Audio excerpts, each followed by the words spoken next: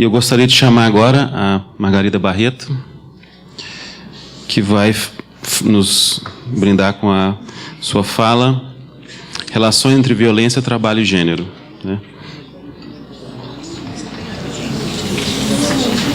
A doutora Margarida dispensa apresentações, mas ela é médica, especialização em Medicina do Trabalho e Gênero Industrial, doutorado em Psicologia Social. Bem, bom dia a todos e todas. Depois do colega espanhol falar do mundo do trabalho na Espanha, nos parece que estávamos falando do Brasil, ou de qualquer outro país. E talvez devamos nos perguntar e refletir o que nos liga, o que nos torna tão comum esse mundo do trabalho que o professor fala, muito parecido com o nosso. Então, o que é que tem de comum? O que nos liga, o que tem de comum, que é no desemprego, que é na forma de organizar o trabalho, é um sistema, o sistema capitalista. Se nós não refletirmos sobre esse sistema, ou seja, o que vivemos, em que país, em que modelo de sistema vivemos, que política se impõe hoje em nossos sistemas, pouco talvez possamos avançar, inclusive em relação às condições de trabalho. Falar de violência, trabalho e gênero, novamente, quando a gente pensa no conversado pelo professor, a gente vai ver que o sistema capitalista é um sistema violento. Não vamos enfeitá-lo de belo, de lindo, é violento. É violento na medida em que paga um salário de miséria e expropria a saúde, a vida dos trabalhadores e trabalhadoras, que adoecem esses trabalhadores, que os matam. Então, não podemos ter dúvida em relação a isso, de que sistema estamos falando. Não existe, dentro da minha concepção, muitas vezes a gente ouve aqui no Brasil algumas pessoas bem intencionadas falarem em que é possível humanizar o capitalismo. Não se humaniza aquilo que explora, não se humaniza aquilo que mata, não se humaniza aquilo que produz doença. Se cambia, se muda esse sistema. Falar em trabalho, o professor também falou, o trabalho é essencial na nossa vida, é central. O trabalho nos dá identidade, o trabalho nos permite sobreviver, o trabalho me identifica em relação ao outro. O trabalho é tão importante que o Freud, lá atrás, um psiquiatra famoso, já dizia: as duas coisas mais importantes em nossa vida é o trabalho e o amor. Por que o amor? E o que isso tem a ver com o trabalho? Se eu não consigo, no meu trabalho, ter um mínimo de independência, fazer aquilo que eu gosto, interferir da forma ou dar uma outra forma àquele trabalho, ter um mínimo de autonomia, eu não posso me sentir feliz nesse trabalho. Eu faço, eu realizo, mas dentro de limites que me são impostos. E gênero, por que essa ligação violência, trabalho e gênero? Aí é uma discussão bastante longa e que eu só vou citar alguns aspectos. Nós, homens e mulheres, somos criados desde pequenos, aprendendo que devemos nos comportar de forma diferenciada. As mulheres delicadas, sensíveis, hábeis. Os homens devem ser firmes, grosseiros, duros, na cama e fora da cama, de preferência. No trabalho, mais ainda se impõe. Ora, o que tem a ver isso com o mundo do trabalho? A mulher e o homem, quando adentram nos postos de trabalho que exigem essas características. Se vocês observarem mais atentamente, em qualquer categoria, as mulheres vão estar preferencialmente em alguns postos de trabalho em que caracteriza fundamentalmente pela paciência, repetição, sensibilidade. E os homens? Os homens vão estar em postos de trabalho que exigem firmeza, dureza, coragem, esforço físico. E aí nós vamos ter, e esse é um olhar que, do meu ponto de vista, é necessário, sim, quando alguém falou na medicina do trabalho, olhar de uma forma diferente. Muitas vezes a gente tem patologias ainda hoje no mundo do trabalho em que muitos dizem, mas é porque é mulher. E nesse simplismo de raciocinar, é porque é mulher e por isso tem ler, a gente deixa de aprofundar de perceber o porquê aquela mulher, ou porquê as mulheres têm mais lesões por esforços repetitivos, por exemplo, e esquece qual é a função, qual é o tipo de trabalho que ela realiza, como ela faz e como lhe é imposto. Então, esse olhar de gênero é mais do que necessário, se impõe cada vez mais. Quando a gente pensa em violência, e a gente vai passar muito rapidamente, porque vocês conhecem, isso é uma estatística, já que nós médicos gostamos tanto de estatística, isso é uma estatística do Ministério Público do Trabalho do que ocorre em São Paulo, onde há uma concentração maior da população economicamente ativa, onde há uma concentração maior de empresas e de trabalhadores. O que nós temos em relação à violência no trabalho, dados só do Ministério Público na capital, é que houve um aumento e vem aumentando acentuadamente a questão da violência dentro do ambiente de trabalho. Então, se em 2009 o Ministério Público do Trabalho recebeu 438 denúncias, em 2014 isso foi para 900, ainda no primeiro semestre, sem terminar o ano, foi para 962, e nesses últimos anos aumentou acentuadamente. Se nós pegarmos a grande São Paulo, também nós temos esses mesmos números crescendo e aumentando. Será que está acontecendo nesse mundo do trabalho? Se nós dermos uma olhadinha um pouquinho maior, e pegando todos os países, nós vamos nos deparar com essa pirâmide. Pirâmide que todos nós devíamos olhar mais atentamente. Nós estamos aqui, nessa parte de baixo da pirâmide. Talvez com alguma sorte na parte azul da pirâmide. Mas lá em cima é que é o importante a gente compreender. Hoje, no planeta, somente 1% da população detém 80% da riqueza mundial. Dá para entender isso? Quando o colega diz uma crise, ele tem razão. Uma crise para nós, para trabalhadores, não uma crise para esse 1%. O rico fica cada vez mais rico. E o pobre, cada vez mais pobre, sem emprego, ou com emprego precário, em péssimas condições de trabalho. Talvez possamos rapidamente também pensar nessa relação capital-trabalho no século XXI. É muito rápido, são pontos somente. E que fenômenos acontecem nesse capitalismo do século XXI? Até o século XX, anos 80, por aí assim, nós tínhamos e falávamos muito na academia, fora da academia, a questão do controle do corpo. Aquilo que o professor colocou, o colega espanhol colocou muito bem no seu primeiro momento, o controle do corpo. É trabalhar em ritmo intenso, cada vez mais. Hoje, em pleno século XXI, nós temos um outro elemento que vem se inserindo cada vez mais dentro do mundo do trabalho, que é a sedução e a culpabilização. Trabalhador, você pode chegar lá, como a empresa chegar, é só você se dedicar mais e mais. Há uma política em que o fenômeno, o discurso, ele muda acentuadamente, né? Em que ele também citou o mesmo sistema, uma maior flexibilidade, maior polifuncionalidade, intensificação do trabalho, fenômenos atuais cada vez mais. Porém, como é que nós entramos nisso? Toda empresa, aqui ou em qualquer outro lugar, ela tem um discurso muito bonito o discurso, que ela fala em êxito, sucesso e participação individual. Só depende de cada um. Esse é o discurso que é vendido. E, obviamente, para você chegar lá, ela diz, inclusive, que você tem autonomia. Isso hoje é o que a gente fala psicopolítica. Isso já não é mais o controle do corpo, do ritmo daquele trabalhador, do fazer mais e mais. Há uma sedução, há uma psicopolítica que induz o trabalhador a não só fazer, realizar, mas a acreditar que naquele discurso que não é seu, internalizar esse discurso, inclusive se sentir culpado quando ele não é capaz de conseguir aquilo que lhe foi colocado. Então o mal-estar vem tanto dessa sugestão que ele fala como alienação, como da opressão. Essa opressão que leva a submeter-se por medo ao imposto, medo de ficar sem emprego.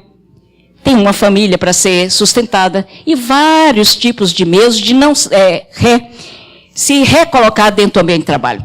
Talvez de uma forma irônica nós pudéssemos dizer o seguinte: quando a gente pensa que o capitalismo já criou todas as possibilidades e todas as formas de exploração, a gente se surpreende que não. Ele vai mais adiante, já que a lógica é acumular cada vez mais. Então, as novas formas de explorações, trabalhadores ultraflexível, hoje cada vez mais a gente tem as tais do trabalho.com, via internet, que a gente compra, e que a empresa lucra, a empresa fatura mais. O Amazon Jobs, que são os cadastros digitais, é quase uma sociedade que a gente diria panóptico, de fiscalização plena de qualquer página que você entra para ver uma passagem, por exemplo, de uma determinada empresa. Quando você entra numa outra, aquela página aparece na página seguinte, te perseguindo, quase. Nós temos cada vez mais a presença que vem se impondo do contrato 0 hora. Que diabo de contrato é eles? Sem garantia, salário mínimo e sem seguro-desemprego. Muitas empresas no país já estão colocando essa prática do contrato 0. O perfil: mulheres, jovens com menos de 25 anos de idade e idosos com mais de 65. E mire uma coisa interessante. No Japão, hoje, ocorre um fenômeno que se chama hikikomori. Os hikikomori são jovens até 39 anos de idade, lá a idade vai um pouquinho acima, em que estão desempregados e ficam dentro de casa, em contato totalmente excluído do mundo. O único contato é com a internet e com o celular. São pessoas que perderam o primeiro emprego, houve uma mudança acentuada na sociedade japonesa, que também não dá para se discutir aprofundadamente, mas esse fenômeno vem aumentando de tal forma que hoje existem 2 milhões de jovens com hikikomori no Japão. São os jovens que ficam isolados. Quando a gente pensa que o capitalismo já chegou ao ponto que não tem mais onde explorar, um caso que está acontecendo na Inglaterra, que são os trabalhadores uberizados. O que significa isso? Aqui a gente está brigando com o uberizado, um taxista com outro taxista, contra o uberizado. Lá são trabalhadores uberizados. Eles recebem um telefone, no qual ali tem uma planilha dizendo que dia a empresa necessita do seu trabalho. Ele pode chegar naquela empresa, ficar 10 horas, 14 horas, 16 horas, sem poder reclamar. Inclusive, e vejam o perverso que é, inclusive agradecendo por ter aquele trabalho. Inclusive agradecendo e procurando fazer melhor para que aquela empresa lhe chame uma outra vez. E se a gente for na França de hoje, por exemplo, o contrato de duração indeterminada é que está predominando. Ou seja, é a gente pensar um pouco mais. É Brasil só? Quais são os países e por que esses países? Ou seja, o que é que nos liga? Vamos lá pensar o que são as empresas querem. Isso é uma propaganda daqui do nosso país. Um trabalhador não precisa ter saúde somente. Não precisa ter saúde perfeita. Tem que ser incansável. Para cortar 10 toneladas, 15 toneladas ou 20 toneladas de cana-de-açúcar. Essa é uma propaganda do Banco Itaú, em que procurava, queremos os incansáveis. Os que não reclamem, os que não faltem, os que não adoeçam. Ora, toda empresa, em qualquer que seja o canto do planeta, tem uma política muito clara de metas e motivações. Nós vimos com o filme de cana, em qualquer que seja o setor, em qualquer que seja a categoria. E quando essa meta não é cumprida, tem uma coisa muito clara também. Tem a punição, mas também tem a premiação, como o próprio cana-de-açúcar mostrou. Carros, televisões, e inclusive, aqui no Brasil, cesta básica. Há uma empresa que tem 5 tipos de cesta básicas, em que aquele que dá mais produtividade ganha a melhor cesta. Esse mundo do trabalho do século XXI, o discurso exige excelência, habilidades, competitividade, capacidade, uma capacidade muito grande de comunicação, individualismo, tudo em prol dos ganhos da empresa. Então, observe uma coisa como se aprende lá atrás na escola, através da televisão. O papel da mídia, o papel das escolas. Em Japão, não sei se vocês estão enxergando daí, mas em uma universidade de Kyoto, os alunos, apesar de estarem na mesma mesa comendo, tem um vidro que os separa. Nós podemos dizer que isso é lá no Japão, porque é educação. Então vamos olhar o Banco Itaú, em São Paulo. Essa foto eu tirei em 2013, na agência Itaim, em que os trabalhadores estão desse lado e os clientes desse. Eu fui conversar com o gerente, ele me disse, é para evitar o estresse. Por que evitar o estresse? Quer dizer, quem está desse lado não vê o que está acontecendo aqui, quem está aqui trabalhando, pouquíssimos trabalhadores, se vocês observarem, cada vez mais diminui o número de caixas, não vê a fila que está aqui fora. Vamos adiante. O mundo do capitalismo, o capitalismo, nós trabalhamos para ele de graça e muitas vezes tão felizes, alienadamente felizes. Essa foto também eu tirei no aeroporto de Guarulhos. As pessoas felizes por a sua autonomia. E sequer se dão conta que está trabalhando gratuitamente para o capital. E fechando postos de trabalho. Ele vai, pesa a mala, etiqueta a mala, coloca na linha pequena, que era a experiência inicial, e logo depois tem a moça da empresa que recebe as malinhas. Quantos postos de trabalho foram fechados em relação a isso? E nós felizes, porque não dependemos mais da fila. Ou seja, como é interessante para o capital nos alienar, nos conquistar nessa coisa da rapidez, digamos assim. Busca por maiores metas e maiores lucros. É aquilo que ele disse. Meta é lucro. E doença para o trabalhador. E morte para o trabalhador. E violência nessas relações para o trabalhador. A busca por meta acontece em qualquer nível. Então vamos deixar de achar que quando acontece uma humilhação entre mim e ele, é porque eu sou chefe e ele é meu subordinado. Vamos avançar o raciocínio. E pensar que essas humilhações, essa pressão que eu faço a ele, está diretamente relacionado com as necessidades da empresa, com a organização do trabalho, com os modos de gestão que ele falou, e com uma cultura que alimenta esta forma de ser dentro do ambiente de trabalho. Vamos lá de novo. O Santander, um banco que demitiu fechou 22 mil postos de trabalho, foi comprado. E essas pessoas que foram demitidas, imagino que são 22 mil pessoas, 45% tinha enfermidades do trabalho. A política de metas deste banco, mas não só, há uma utilização, uma chamada intensa da sedução e do corpo. Utilizando, inclusive, não pense que isso é modelo, utilizando, inclusive, os próprios gerentes.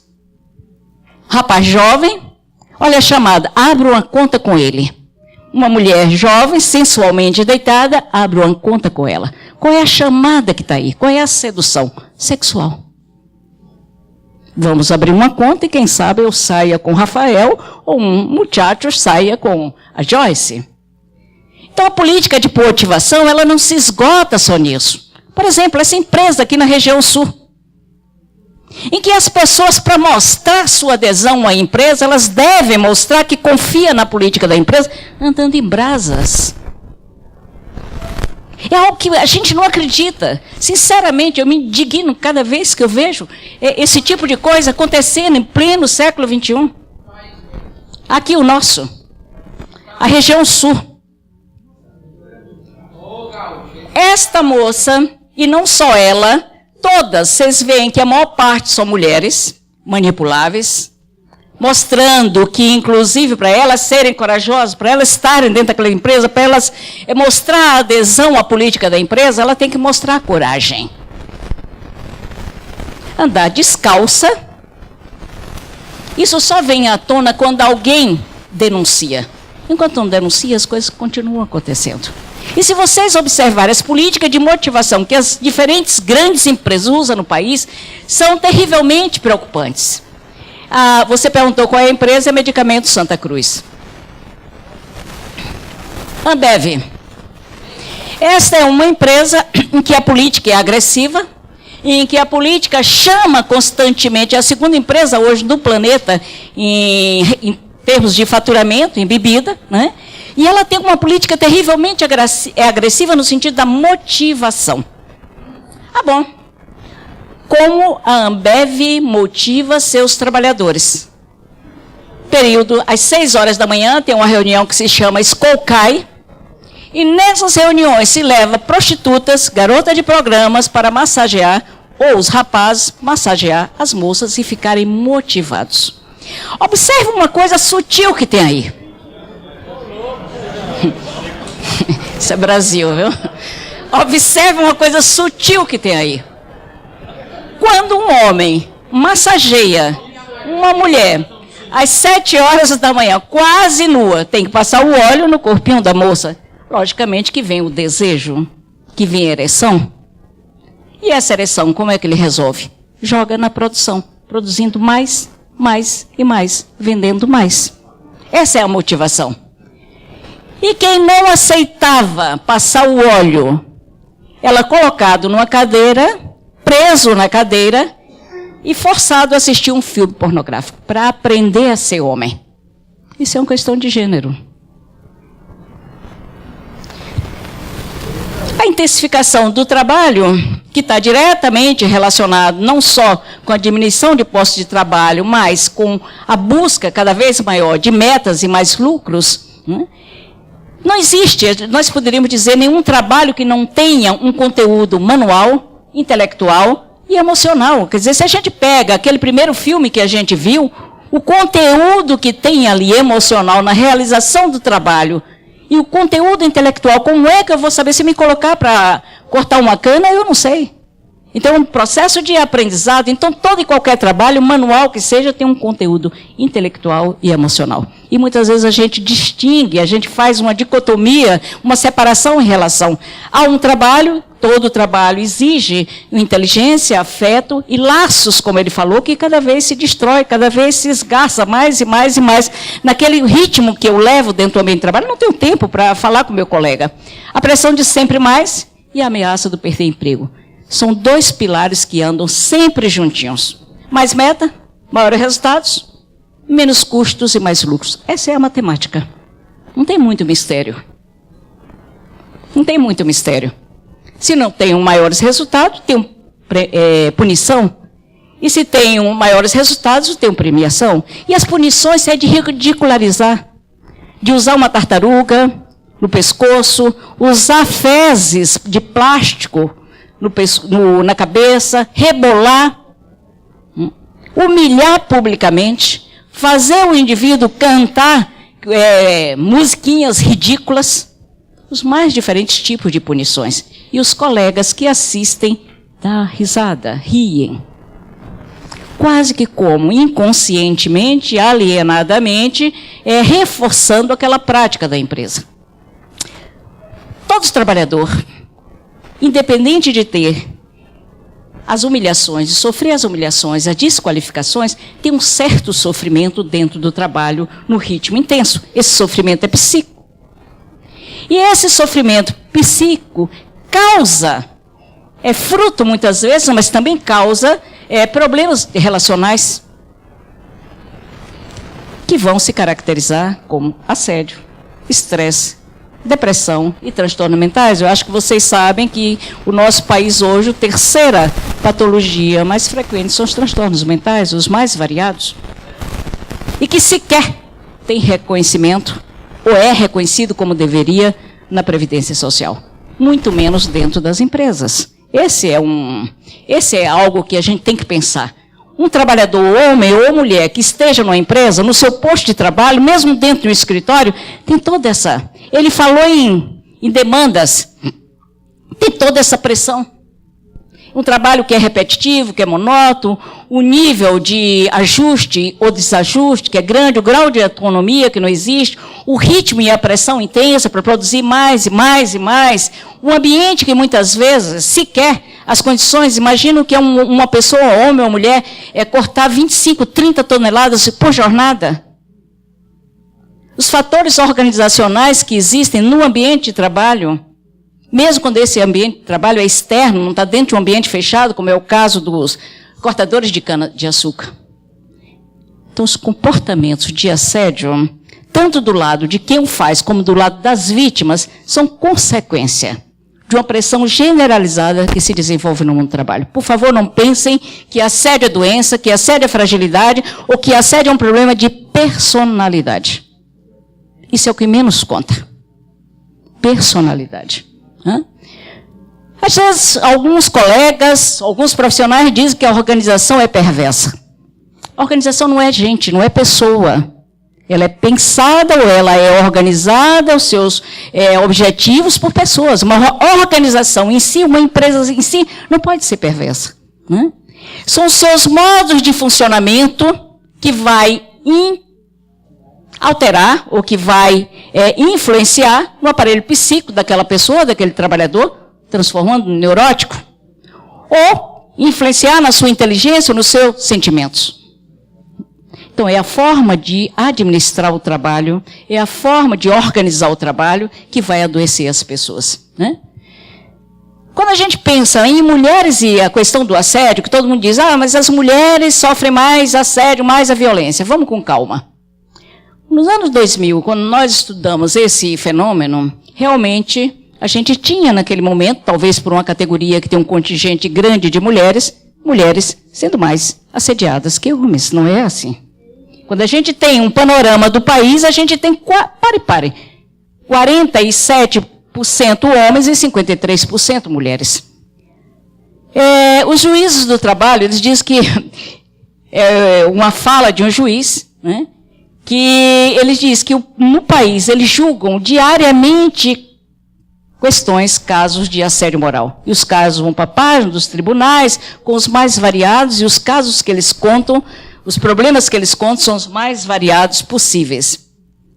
E ele chama atenção, algo que nós nunca podemos esquecer, que qualquer que seja a violência, especificamente uma violência como o assédio moral, atenta contra a honra, a vida privada, a imagem, a intimidade e outros direitos fundamentais.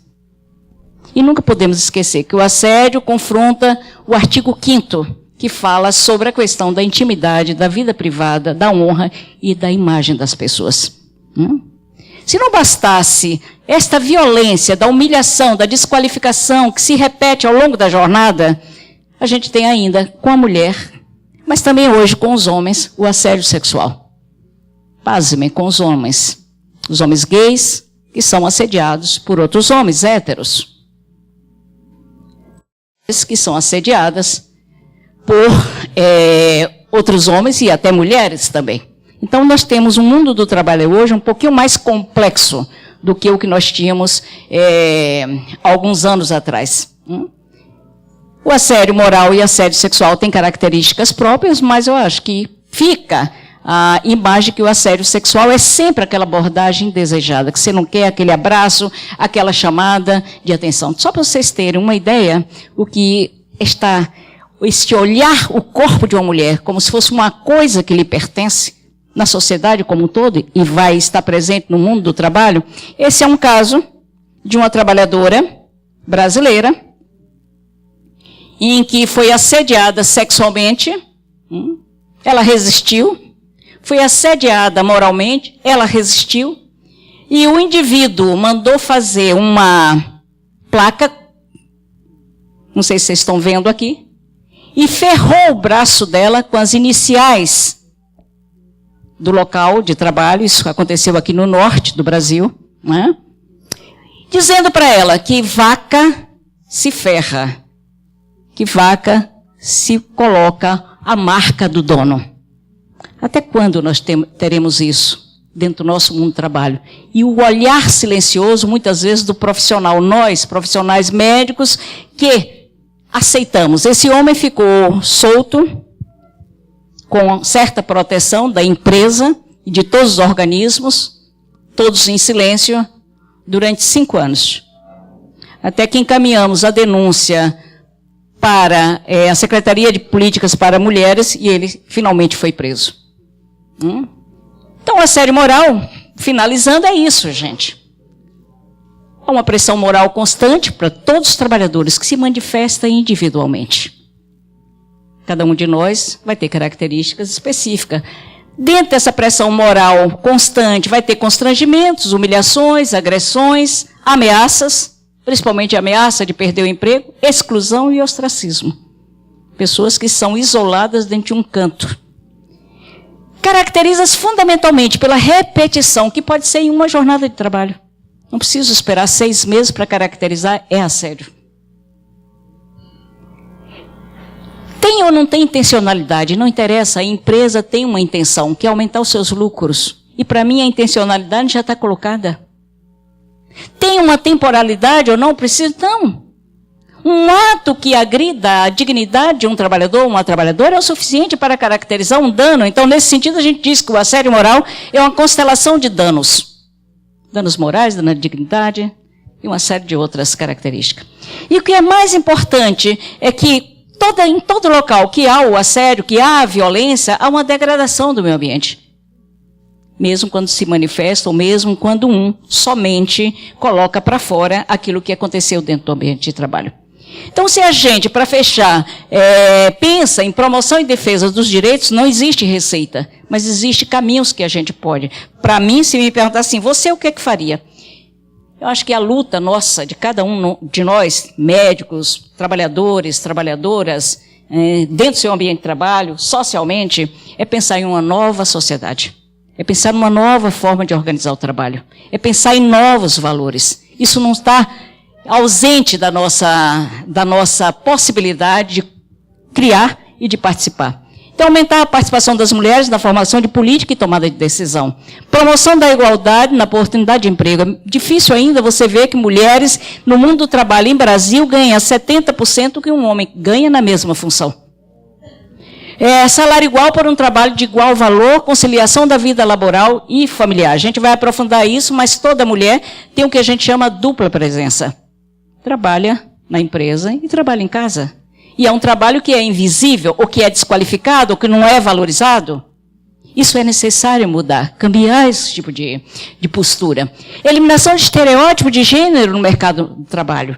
Quer dizer, quando você vai analisar como se dão os assédios sexuais, está muito relacionado com esse estereótipo de gênero. Ela é gostosa, ela é boa, olha que bundinha. Defesa contra a discriminação de gênero e da violência baseada em sexo. Enfim, gente, só queria deixar essa mensagem. Que a desconstrução das violências no mundo do trabalho, quer seja ela manifesta como assédio moral, quer seja ela como exploração, baixo salário, salário precário, só é possível essa desconstrução de uma forma coletiva. Impossível um indivíduo sozinho, uma pessoa sozinha, desconstruir ou pensar no novo mundo do trabalho. Mas juntos, acho que nós podemos sim e devemos mudar, caminhar para a mudança dessa organização de trabalho. Obrigada.